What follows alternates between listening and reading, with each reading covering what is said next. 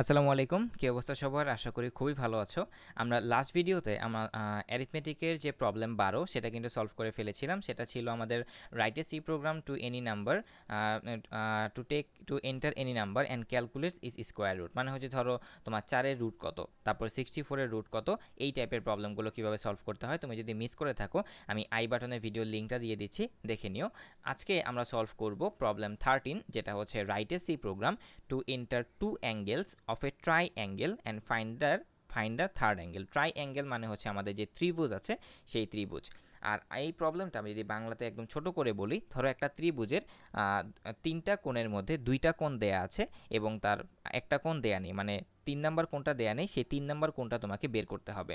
এবার আমরা যদি এই প্রবলেমটা একটু সলভ করি, যেমন দেখো আমরা কি জানি ত্রিভুজের 3 কোণের সমষ্টি কত ডিগ্রি? 180 ডিগ্রি, যার মধ্যে প্রথম দুইটা কোণের মান আমাদেরকে দেয়া আছে। তাহলে অ্যাঙ্গেল 1-এর মান ধরো 50, অ্যাঙ্গেল 2-এর মান ধরো হচ্ছে 50।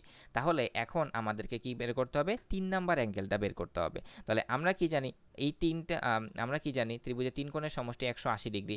তাহলে 180 ডিগ্রি থেকে আমরা যদি 180 ডিগ্রি থেকে প্রথম অ্যাঙ্গেল এবং দ্বিতীয় অ্যাঙ্গেলের সমষ্টিটা বিয়োগ করলে কি হয়ে যাবে? থার্ড অ্যাঙ্গেলটা বের হয়ে যাবে।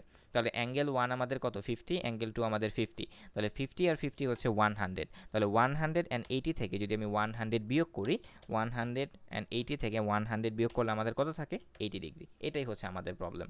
মানে আমাদের প্রথম এবং দ্বিতীয় অ্যাঙ্গেলের মানটা ইউজারের কাছ থেকে নিতে হবে এবং 3 নাম্বার অ্যাঙ্গেলটা আমাকে ক্যালকুলেশন করে বের করে ফেলতে হবে, এই আর কিচ্ছু না। তাহলে আমরা আমাদের প্রবলেমটা এখান থেকে শুরু করি। তাহলে আমাদের প্রবলেমটা হচ্ছে শুরু করতে হবে কি দিয়ে? হ্যাশ ইনক্লুড stdio.h দিয়ে, stdio.h দিয়ে। এরপরে হচ্ছে আমাদের মেইন ফাংশন ভয়েড মেইন। তো এখান থেকে আমাদেরকে কি করতে হবে? কয়টা ভ্যারিয়েবল নিতে হবে? টোটাল 3টা ভ্যারিয়েবল নিতে হবে। তো ইন্টিজার এনজিএলই অ্যাঙ্গেল 1, কমা হচ্ছে আমাদের অ্যাঙ্গেল 2 এবং আমাদের হচ্ছে অ্যাঙ্গেল 3, ঠিক আছে। এবার আমি ইউজারের কাছ থেকে প্রথম অ্যাঙ্গেল এবং দ্বিতীয় অ্যাঙ্গেলটা নেব। তাহলে প্রিন্টএফ এন্টার ফার্স্ট অ্যাঙ্গেল, এখানে কমা দিব। তারপরে হচ্ছে আমরা স্ক্যানএফ এর মাধ্যমে এটা নিব, %d, কমা কার মধ্যে রাখবো? অ্যাঙ্গেল 1 যে ভ্যারিয়েবলটা আমাদের আছে তার মধ্যে রাখবো। ঠিক সেমভাবে আমরা কি করব? সেকেন্ড অ্যাঙ্গেলটা দেওয়ার জন্য ইউজারকে একটা মেসেজ দিব যে এন্টার দ্য সেকেন্ড অ্যাঙ্গেল। ওকে। তো এটা করার আগে এই দ্বিতীয় লাইনটা মানে দেখানোর আগে একটা নতুন লাইন তৈরি করবে।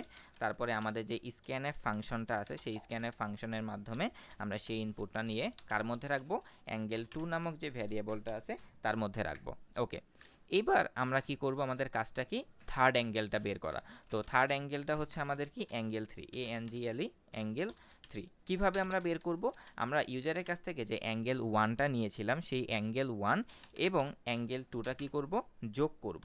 তো আমি এই যোগফলটা একটা ব্র্যাকেটের মধ্যে রেখে দিচ্ছি। এই যোগফল আমি কি করব? 180 থেকে বিয়োগ করে দেব।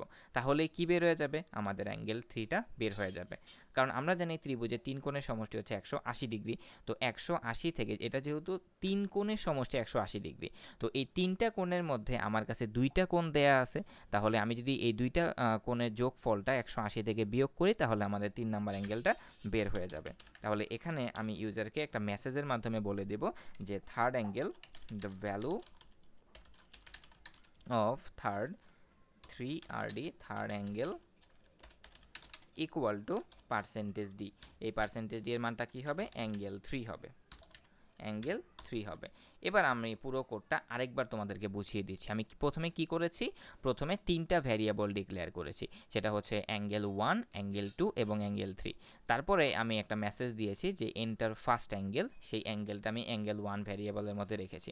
তারপরে আমি আরেকটা মেসেজ দিয়েছি, সেটা হচ্ছে এন্টার সেকেন্ড অ্যাঙ্গেল। তারপরে আমি এই সেকেন্ড অ্যাঙ্গেলটা অ্যাঙ্গেল 2 ভ্যারিয়েবলের মধ্যে রাখলাম। তারপরে আমি অ্যাঙ্গেল 3টা এই যে ক্যালকুলেশনটা করলাম সেই ক্যালকুলেশন থেকে যেই রেজাল্টটা আসলো সেই রেজাল্টটা আমি অ্যাঙ্গেল 3-র মধ্যে রাখলাম। তারপরে সেটাকে আমি আউটপুটে দেখিয়ে দিলাম। তো আশা করি তুমি বুঝতে পেরেছো। এবার যদি আমি কোডটাকে রান করি তাহলে তুমি আরও ক্লিয়ার হয়ে যাবা। ধরো আমরা যে ম্যাথ করে যে রেজাল্টটা বের করেছিলাম, দেখি সেই রেজাল্টটা এখানে মিলে কিনা। তাহলে ইন্টার দ্য সেকেন্ড অ্যাঙ্গেল 50, তাহলে the value of third angle হচ্ছে 80। হ্যাঁ, তাহলে 180 মাইনাস 100 তাহলে হচ্ছে 80 হলো। তো আশা করি তুমি এই প্রবলেমটাও বুঝতে পেরেছো। যদি তুমি প্রবলেমটা 100% বুঝতে পারো, তোমার কাছে 2-3টা কাজ আছে। প্রথমে চ্যানেলটাকে সাবস্ক্রাইব করবে, দেন কমেন্ট করে জানাবে বুঝলে কি না, দেন হচ্ছে আমাকে একটা কফি খাওয়াতে পারো, যে ডিটেলস ডেসক্রিপশন বক্সে দেওয়া আছে। আল্লাহ হাফেজ।